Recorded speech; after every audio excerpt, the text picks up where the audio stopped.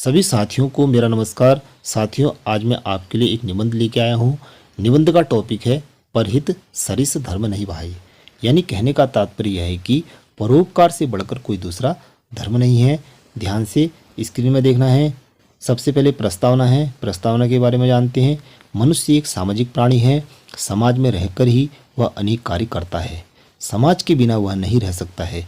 मनुष्य में परहित अथवा परोपकार की भावना पर आधारित दायित्व उसमें विद्यमान होते हैं। तुलसीदास जी कहते हैं कि जिनके हृदय में परहित का भाव विद्यमान है वे संसार में सब कुछ कर सकते हैं। उनके लिए कुछ भी दुर्लभ नहीं है। अगली हेडिंग है सभी मनुष्य समान हैं। भगवान द्वारा बनाए गए समस्त मानव समान हैं, अतः इनमें परस्पर प्रेम भाव होना है ही चाहिए। किसी व्यक्ति पर संकट आने पर दूसरों को उसकी सहायता अवश्य करनी चाहिए।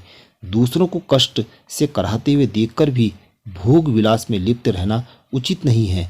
अकेले ही भांति भांति के भोजन करना और आनंदमय रहना तो पशुओं की प्रवृत्ति है। मनुष्य तो वही है जो मानव मात्र हेतु अपने सब कुछ यानी कि अपना सब कुछ न्यौछावर करने के लिए तैयार रहे। अगली हेडिंग है प्रकृति और परोपकार। प्राकृतिक क्षेत्र में सर्वत्र परोपकार की भावना के दर्शन होते हैं।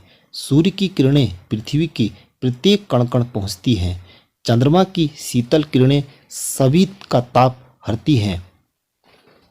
मेघ सबके लिए जल की वर्षा करते हैं। वायु सभी के लिए जीवनदायिनी है।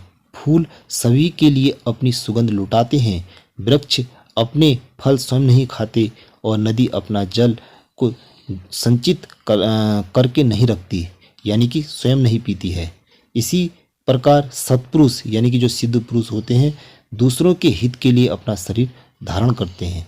रहीमदास जी कहते हैं वृक्ष कबो नहीं फल वके, नदी न संचय नीर, परमानंद के कारणे साधुन धरा शरीर। अगली हेडिंग है परोपकार के अनेक उदाहरण। इतिहास एवं पुराणों में ऐसे अनेक उदाहरण मिलते हैं जिनको पढ़ने से यह विदित होता है कि परोपकार के लिए महान व्यक्ति ने अपने शरीर तक का त्याग कर दिया।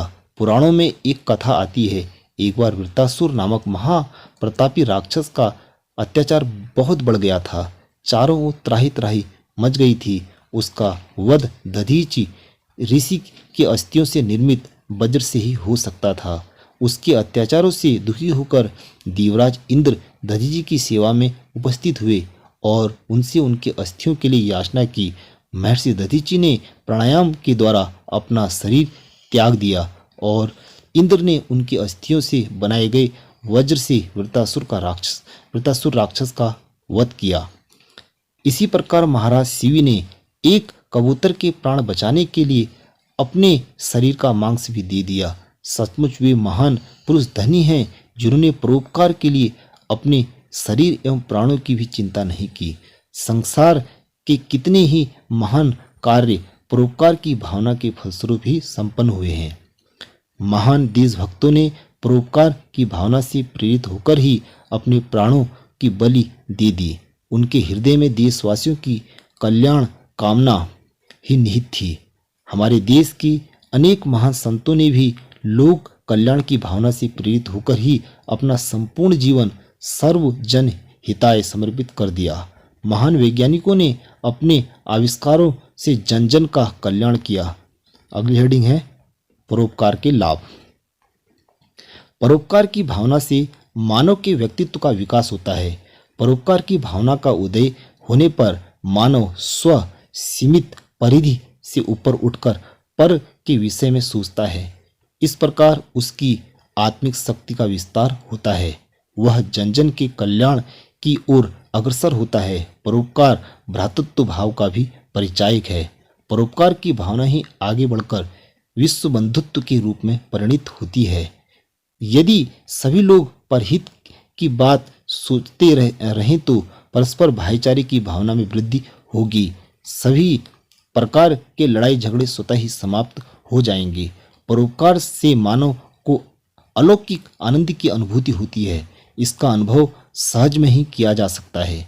यदि हम किसी व्यक्ति को संकट से उबारें, किसी भूखे को भोजन दें अथवा किसी नंगे व्यक्ति को वस्त्र दें तो इससे हमें स्वाभाविक आनंद की प्राप्ति होगी। हमारी संस्कृति में परोपकार को पुण्य तथा परपीड़न को पाप माना गया है। अगली हेडिंग है परोपकार के विभिन्न रूप।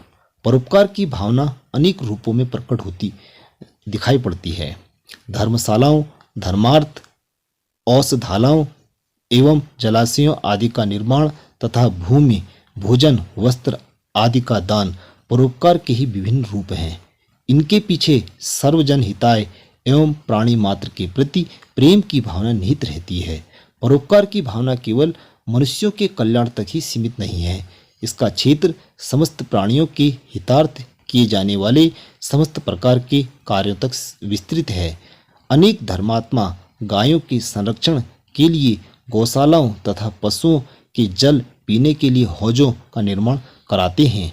यहाँ तक कि बहुत से लोग बंदरों को चने खिलाते हैं तथा चींटियों के बिलों पर शक्कर अथवा आटा डालते हुए दिखाई पड़ते हैं। परोपकार में सर्वभूत हिते रतः की भावना विद्यमान है।